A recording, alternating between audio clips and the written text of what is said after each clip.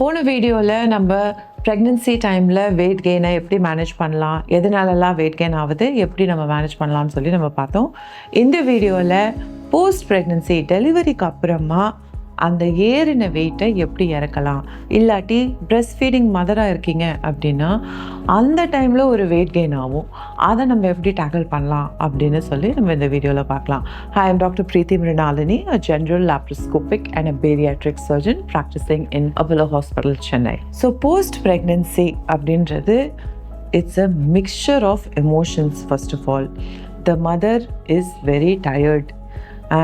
உடம்பே நம்ம சொல்கிற பேச்சை கேட்கவே கேட்காது. Because it has gone through something dramatic. ரொம்ப ஒரு பெரிய விஷயம் it's gone through. So first நம்ம என்ன மைண்டில் வச்சுக்கணும் அப்படின்னா, go easy on your self.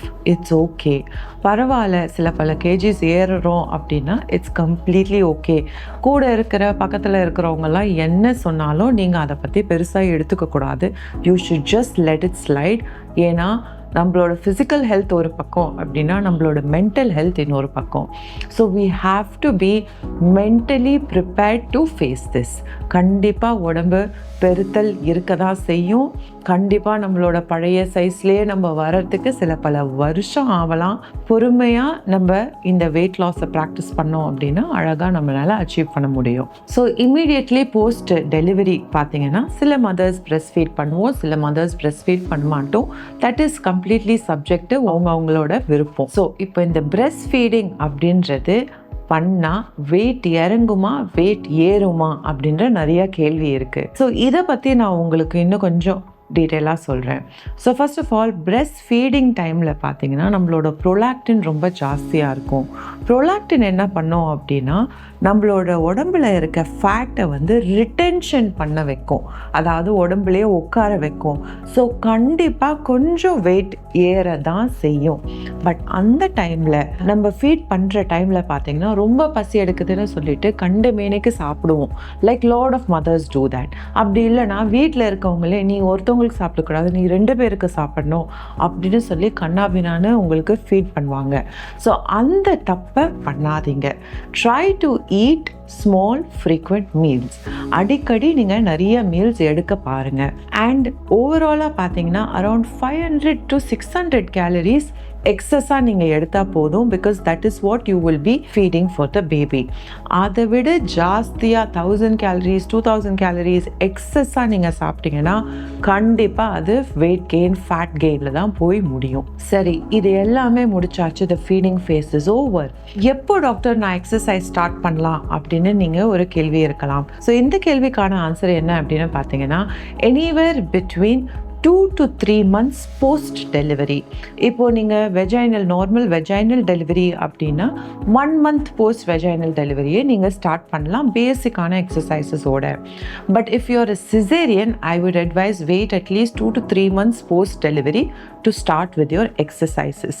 But இந்த பீரியடை அப்படியே விட்டுடாதீங்க. டயட்டை கண்டிப்பாக அந்த டைம்லேயும் வாட்ச் பண்ணுங்கள். ஸோ என்ன விதமான எக்ஸசைசஸ் பண்ணலாம் அப்படின்னா, first start off with just gentle brisk walking. இதுக்கப்புறமா slowly by the end of 3rd or the 4th month உங்களோட யூட்ரஸ் சைஸ் எது இவ்வளோ பெருசாக ஆகி உங்களோட குழந்தைய அகாமடேட் பண்ணுச்சோ அப்படியே ஷ்ரிங்க் ஆகி திருப்பி உங்கள் கை சைஸில் வர ஆரம்பிக்கும். அந்த சைஸ் ஆகும்போது எவ்வளோ பெருசாக உங்கள் வயிறு இவ்வளோ பெருசாக வீங்கி திருப்பி உள்ளே போதோ இங்கே இருக்கிற மசில்ஸ் எல்லாமே லூஸ் ஆகிருக்கும். நீங்கள் கண்டிப்பாக ரொம்ப முக்கியமாக பண்ண வேண்டிய ஒரு விஷயம் கோர் எக்ஸசைசஸ். உங்களோட கோரை நீங்கள் ஸ்ட்ரெங்தன் பண்ணணும். இந்த விஷயத்தை நீங்கள் பண்ணாமல் விட்டீங்க அப்படின்னா you have a lot of chances to develop a condition called divarication of recti அப்படின்னு சொல்லுவோம். அப்படின்னா வேறு எதுவும் இல்லை, இந்த இடத்துல ரெக்டஸ் அப்டாமினஸ்னு 2 மசில் இப்படி ஸ்ட்ரெயிட்டாக போகும். இப்போ நம்ம வயிறு இவ்வளோ பெருசாக ஆகும்போது இது ஆட்டோமேட்டிக் இப்படி விரியாது, இப்படி தான் விரியும். திருப்பி வரும்போது ஃப்ளாபியாக லூஸாக இருக்கும்.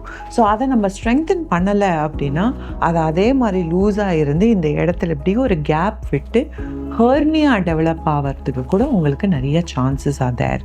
அப்படி டெவலப் ஆச்சுன்னா there is no other way to treat that hernia other than a surgery that you might require. So இது எல்லாமே சேர்த்து நம்ம யூஸ்வலாக ப்ராக்டிஸ் பண்ணுற டயட் அண்ட் எக்ஸசைஸ். டயட்டில் திருப்பி ஃபீடிங் மதராக இருந்தீங்கன்னா எந்த கிராஷ் டயட்டும் பண்ணாதீங்க. Just do a normal strict diet, eat healthy.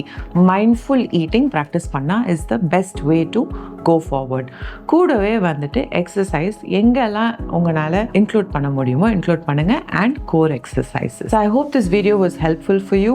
இதில் ஏதாவது உங்களுக்கு கொஸ்டின்ஸ் இருந்ததுன்னா கண்டிப்பாக கமெண்ட்ஸில் போடுங்க and I will address it.